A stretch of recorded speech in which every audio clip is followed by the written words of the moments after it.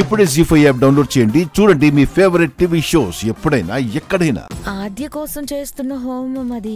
తన తల్లిదండ్రుల స్థానంలో మీరు కూర్చోవడం సొంత కూతుర్ని కాదని ఎవరి గురించో ఆలోచిస్తున్నారని నలుగురు అనుకోరా?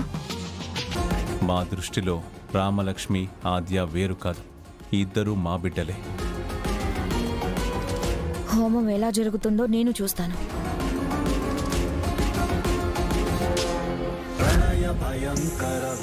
లోపల ఆద్య అనే ఒక పిల్ల ఉంది, దాన్ని కాటేసి యమలోకానికి పంపించు.